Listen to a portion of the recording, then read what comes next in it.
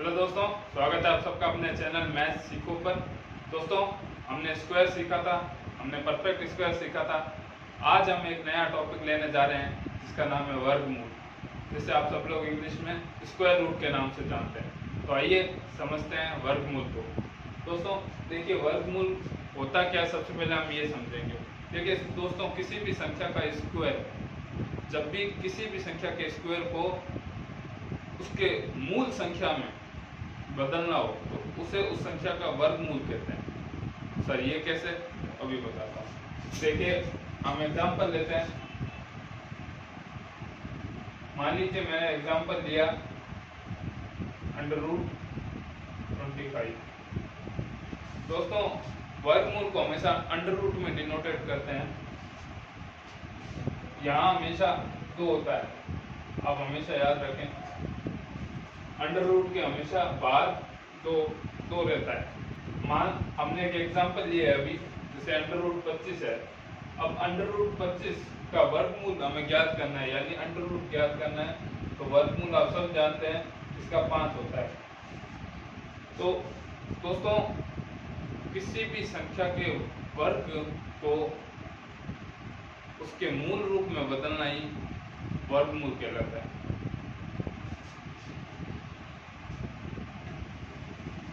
तो ये आप समझ गए होंगे इतना। मान लीजिए दोस्तों, एक और आपसे कोई क्वेश्चन पूछे कि बताओ 361 का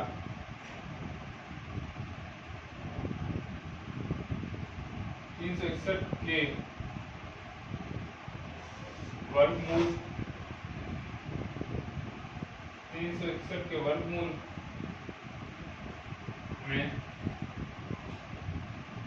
हमको की संख्या क्या होगी,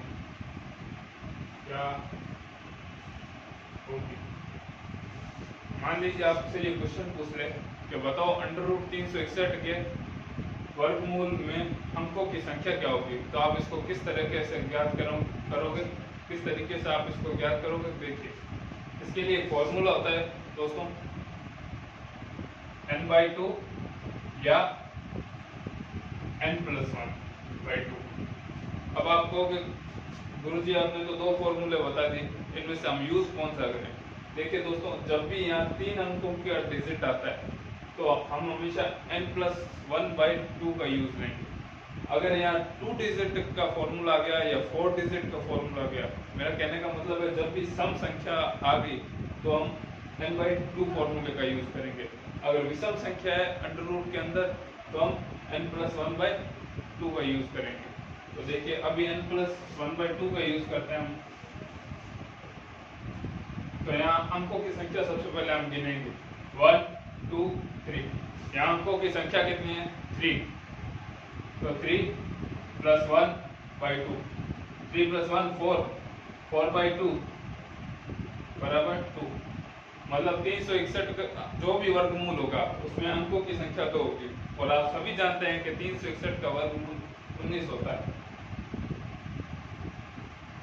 तो 19 में अंकों की संख्या 2 है, तो हमारा आंसर 2 होगा। समझाने जा रहा हूँ।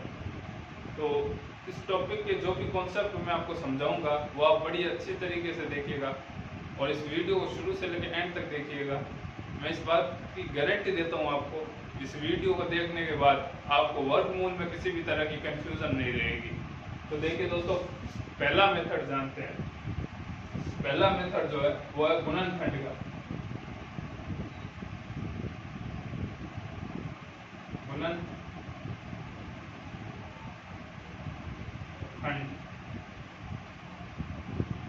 विधि। जो पहली विधि है हमारी वो है गुणनखंड विधि। तो ये वर्गमूल का पहला मेथड कह लीजिए, पहला कॉन्सेप्ट कह लीजिए या पहली विधि कह लीजिए, एक ही बात है। तो देखिए दोस्तों, गुणनखंड विधि से हम 15,625 का वर्गमूल हम कैसे निकालते हैं। दोस्तों सबसे पहले 15,625 के लास्ट 2 डिजिट देखेंगे, यानी 25 25 है 5 का स्क्वायर। तो 5 5 5 के छोटे छोटे टुकड़े करेंगे। जैसे 5 इसके गुणनखंड करेंगे 5 5 के। 5 इंटू 5, 5 इंटू 5 25, 25 पंजे 125, 125 पंजे 625, 625 पंजे 3125, 3125 पंजे 15,625। तो कितनी जोड़े बने? 1 2 3। तो 3 जोड़े बने। तो हर एक जोड़े में से 1 5 हम लेंगे। जैसे इस जोड़े में से 1 5 लिया, अब इस जोड़े में से 1 5 लेंगे, अब इस जोड़े में से 1 5 लेंगे और तीनों को इंटू कर देंगे। आंसर होगा 125। अर्थात 15,625 का वर्गमूल 125 होगा। तो दोस्तों ये हमारी गुणनखंड विधि है। तो आइए दोस्तों भाग विधि को समझते हैं। भाग विधि में हम सब कोई भी संख्या ले लेते हैं। जैसे मैं लेता हूँ 13,225। 13,225 का हमें स्क्वायर रूट ज्ञात करना है। तो हम इसे भाग विधि से कैसे करेंगे? देखिए दोस्तों, सबसे पहले एक हॉरिजॉन्टल सीधी रेखा खींच लीजिए, फिर एक आड़ी रेखा खींच लीजिए। अब इसके अंदर हमारी संख्या लिख दो 13,225। अब हम क्या करेंगे कि इसको दो दो के जोड़े में बांट लेंगे। तो 1 2। अब आप कहोगे सर यहाँ तो एक ही है, ये 2 जोड़े में कैसे होगा? यहाँ इसके आगे एक 0 लगा देंगे, हो गया 2 जोड़े में। तो इनको हम जोड़े में हमने बांट दिया। सबसे पहले पहला जोड़ा हमारे पास 1, तो 1 इसी से भाग जाता है, तो 1 से जाता है, तो हम 1 में 1 का भाग देंगे। कितनी बार? 1 बार। 1 का 1 में दिया सर, ये तो 0 आ गया, 0 आ गया, कोई बात नहीं। अब जब हमने 2 2 के जोड़े बनाए थे वो इसलिए बनाए थे क्योंकि जब नीचे संख्या लिखी जाएगी वो 2 जोड़े में सीधी नीचे आएगी। अब 32 नीचे लिखेंगे और 1 यहाँ प्लस कर देंगे और यहाँ 2 लिख देंगे। अब यहाँ अगर मैं 1 से 1 की गुणा करूं तो 1 1 कम 1 और 1 दूनी 2, यानी 21 से आएगा। अगर यहाँ 2 से करूं, मान लीजिए मैंने यहाँ 2 लिख दिया और 2 से करूं तो सर मुझे 44 मिलेगा और 44 32 से बड़ा है तो हमें 1 ही लेना पड़ेगा। तो 1 लिया और 21 से कम 21 आ गया। इसे अब हम जोड़ देंगे, ये यहाँ 22 आ गया।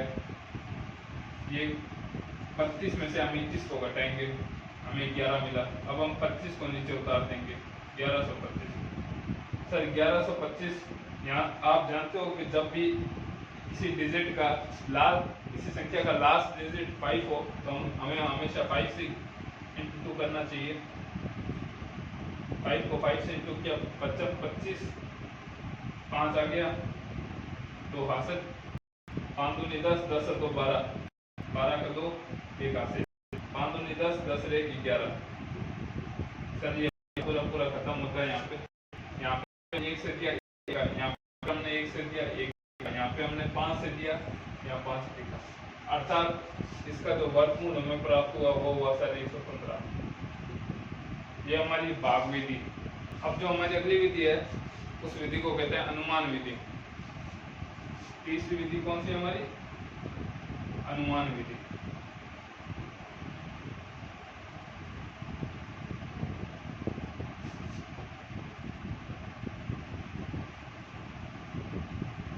एग्जाम में ये विधि आपके काम आएगी, लेकिन इससे भी शॉर्ट ट्रिक्स, शॉर्ट विधि मैं आपको बताऊंगा।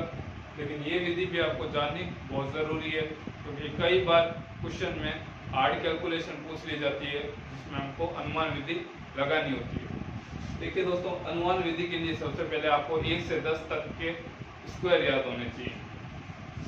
जैसे 1 का स्क्वायर 1, 2 का स्क्वायर 2, 3 का स्क्वायर 9, 2 का स्क्वायर 4, 1 का स्क्वायर 1, 2 का स्क्वायर 4, 3 का स्क्वायर 9 और 4 का स्क्वायर 16, ऐसे ही 5 का स्क्वायर 25, 6 का स्क्वायर 36, 7 का स्क्वायर 49, 8 का स्क्वायर 64, 9 का स्क्वायर 81 और 0 का स्क्वायर 0। देखिए दोस्तों, यहाँ 1 के स्क्वायर में लास्ट डिजिट हमें 1 मिल रहा है और यहाँ 9 के स्क्वायर में लास्ट डिजिट भी हमें 1 मिल रहा है। इसका मतलब 1 और 9 के स्क्वायर में हमेशा लास्ट डिजिट 1 होगा। 1 व 9 के स्क्वायर में लास्ट डिजिट हमेशा 1 होगा। 2 में हमें 4 मिल रहा है और यहाँ 8 के स्क्वायर में भी हमें लास्ट में 4 मिल रहा है। तो यहाँ 2 का स्क्वायर और 8 के स्क्वायर में भी हमेशा हमें लास्ट डिजिट 4 मिलेगा। 3 के स्क्वायर में हमें लास्ट में 9 मिल रहा है, 7 के स्क्वायर में भी हमें लास्ट में 9 मिल रहा है। इसका मतलब 3 के और 7 के स्क्वायर में लास्ट डिजिट 9 होगा। इसी प्रकार सारी संख्या को आप देखेंगे, जैसे 4 का स्क्वायर लास्ट में 6 बच रहा है और 6 के स्क्वायर में लास्ट डिजिट 6 बचा है, तो 4 और 6 का स्क्वायर लास्ट डिजिट हमेशा 6 ही होता है। लेकिन 5 का जो अंतिम लास्ट डिजिट है, 5 का जब भी हम स्क्वायर करते हैं, जब लास्ट डिजिट 5 आता है, तो ये केवल 5 के स्क्वायर में आता है और किसी के स्क्वायर में नहीं आता। मतलब 5 के स्क्वायर में ही केवल लास्ट डिजिट 5 आता है और 0 के स्क्वायर में हमेशा ही 0 ही आएगा। ये 2 बातें आप अच्छे से ध्यान रखें। अब इस पे बेस हम क्वेश्चन लेंगे, तो इसको आप एक बार उतार लीजिए, इसका स्क्रीनशॉट ले लीजिए। देखिए दोस्तों, हम अनुमान विधि पढ़ रहे हैं और अनुमान विधि में अब हम क्वेश्चन लेते हैं। मान लीजिए मैंने क्वेश्चन लिया √324। मैंने आपसे पूछा 324 का वर्गमूल ज्ञात कीजिए, का वर्गमूल क्या होगा। 324 का वर्गमूल क्या होगा, तो हम इसे अनुमान विधि से सॉल्व करेंगे। देखिए दोस्तों, लास्ट सबसे पहले 1 डिजिट लेंगे, लास्ट 1 डिजिट लेंगे। 1 डिजिट लास्ट 324 का लास्ट डिजिट क्या है, 4। तो 4 मैंने आपको बताया था किस में आता है, एक तो सर 2 में आता है, 2 के स्क्वायर में 4 आता है, ठीक है सर। एक सर 8 के स्क्वायर में 4 आता है, यानी 8 8 64 और 2 दूनी 4। हाँ सर, आपने ये तो बताया था। इसका मतलब आपको याद है। अब हम क्या करेंगे, अब हम लास्ट के 2 डिजिट को एक बार हटा देंगे और इस पे कॉन्सेंट्रेट करेंगे। तो 3 से ठीक छोटा स्क्वायर नंबर, 3 से ठीक छोटा स्क्वायर नंबर सर 1 ही होता है, क्योंकि 1 का स्क्वायर 1 ही होता है, यही ठीक छोटा है 3 से ठीक बड़ा स्क्वायर नंबर सर 3 से ठीक बड़ा स्क्वायर नंबर अगर आप लेंगे तो सर 2 का स्क्वायर होता है, वो होता है 4। 4 3 से बड़ा है और 1 3 से छोटा है। तो सर अब हम क्या करेंगे कि 1 और 2 को इंटू कर देंगे। 1 और 2 को इंटू करेंगे तो हमें 1 प्राप्त होगा।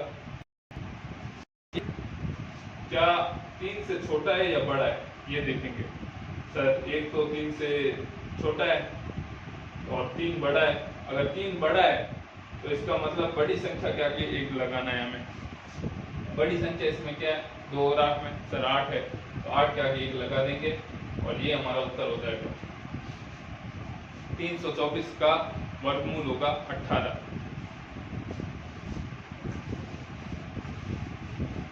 ऐसे ही आपको और क्वेश्चन लेने, जैसे मैं आपको पूछूं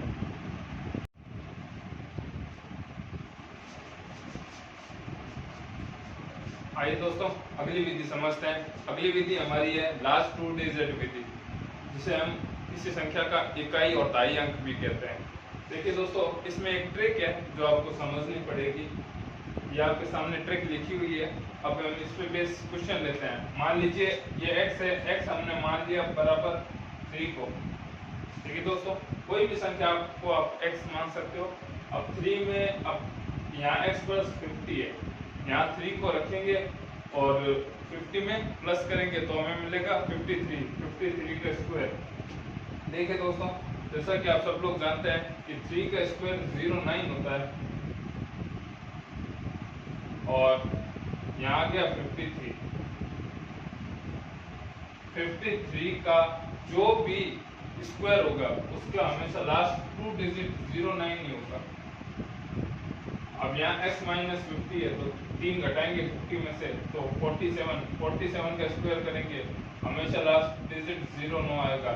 यहाँ 100 में प्लस किया हुआ है तो 103 का स्क्वायर, 100 में प्लस किया हुआ था तो 103 का स्क्वायर।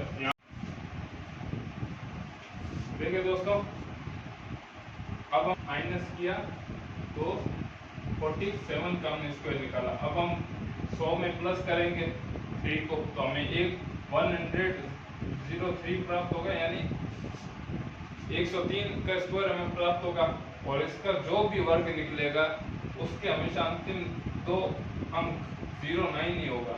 अगर 100 में 3 को घटाया जाए तो 97 का स्क्वायर मिलेगा और इसके स्क्वायर में लास्ट 2 डिजिट भी 09 होगा। देखिए दोस्तों, इन संख्याओं के अलावा और ऐसी कोई संख्या नहीं है जिनके अंतिम 2 अक्षर 09 आते हो। तो इस पे वैसे क्वेश्चन ले लेते हैं। तो क्वेश्चन ले लेते हैं √940909। आपको बताना है ये किसका उत्तर है, किसका वर्गमूल है। आपको ये बताना है कि ये किसका वर्गमूल है। ऑप्शन में आपको दे देता हूँ 92, 97, 95 और 93। देखिए दोस्तों, इसका उत्तर निकालेंगे, इसका वर्गमूल निकालेंगे, क्या क्या होगा। यहाँ गौर फरमाइए 09 आ रहा है, 9400 09 आ रहा है, 9409 आ रहा है। तो 09 हमने कहा था केवल इन संख्याओं में आता है और किसी संख्या में नहीं आता। तो यहाँ गौर से देखिए, क्या यहाँ पे 3 है? नहीं है सर। क्या यहाँ पे, हाँ सर, आप कहोगे सर 3 है तो सही, 93 के स्क्वायर में है ना 3, लेकिन 93 के स्क्वायर में 3 जरूर है मेरे दोस्तों, लेकिन ये 100 से कितना कम है? 7 कम है। तो इसमें से अगर हम 7 माइनस करेंगे तो 3 वैसे गया और 90 में से 4 घटाएंगे तो हमें 86 मिलेगा। कम था 7, 7 7 49, यानी 49 आएगा इसके स्क्वायर में, तो ये तो होगा नहीं। और यहाँ लास्ट में 2 है तो 04 आएगा, तो ये भी नहीं होगा। यहाँ 5 है तो 25 आएगा, ये भी नहीं होगा। तो 97 होगा। लेकिन आप इन संख्याओं से डायरेक्टली देख सकते हो कि 97 में लास्ट में 09 आता है, तो 97 उत्तर होगा इस सवाल का। तो चलिए दोस्तों, अब मैं आपको वर्गमूल अप्रोक्स निकालना सिखाता हूँ, यानी लगभग।